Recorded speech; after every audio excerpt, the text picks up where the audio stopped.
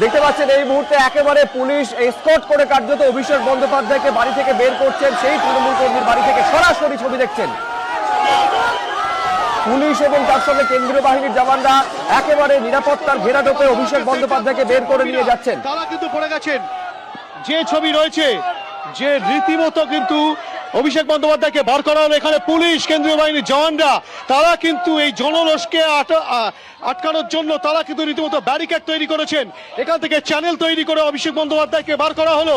অভিষেক বন্দ্যোপাধ্যায়কে বার করতে গিয়ে বেশ কয়েকজন কর্মী, সেন্ট্রাল ফোর্সের কর্মী, তারাও পড়ে যান। তুমি দেখতে পাচ্ছ বাঁধ ভাঙায় জনরোষ কিন্তু রীতিমতো আছড়ে পড়ছে এবং সেই জনরোষকে আটকানোর জন্য আমার বিরুদ্ধে বিরোধিতা প্রত্যেকেই তারা একত্রিত হয়েছেন। প্রত্যেকেরই একটা বক্তব্য যে অভিষেক বন্দ্যোপাধ্যায় তিনি এসেছেন কেন এই এলাকায়, তাকে জবাব দিতে হবে। দিনের পর দিন পৌর পরিষেবা থেকে শুরু করে সমস্ত পরিষেবা থেকে তারা বঞ্চিত হয়েছেন। রাস্তাঘাট নেই, পানীয় জল নেই, সেইগুলো তার পাশাপাশি তোলাবাজি, সিন্ডিকেট, সেই সব বিষয় নিয়েও তারা বলছেন।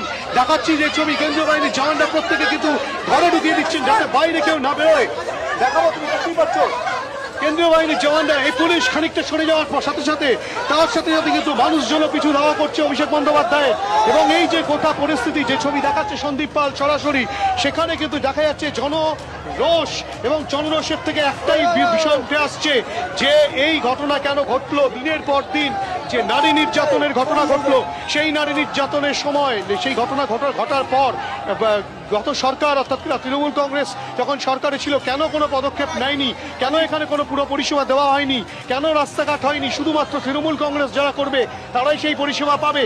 এই যে ক্ষোভ, সেই দীর্ঘদিনের ক্ষোভ কিন্তু আজ আছড়ে পড়েছে রাজপুর সোনারপুর পুরসভার 9 নম্বর ওয়ার্ডে। এই 9 নম্বর ওয়ার্ডের একাধিক মানুষজন, প্রায় একটা গোটা এলাকা, তারা কিন্তু বেরিয়ে এসেছে। অভিষেক বন্দ্যোপাধ্যায় এখানে এসে শোনার পর থেকেই তারপরেই কিন্তু চোর চোর স্লোগান, ডিম ছোড়া হয়, জুতো ছোড়া হয়, এলাকার মানুষজন জনরোষ আছড়ে পড়ে।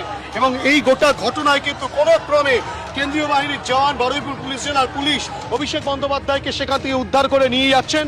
পিছনে কিন্তু মানুষজন ঠিক এভাবেই ধাওয়া করছে, এই চিত্রই দেখা যাচ্ছে। এবং এখানে কিন্তু একেবারে সরাসরি এই ছবি আমাদের প্রতিনিধি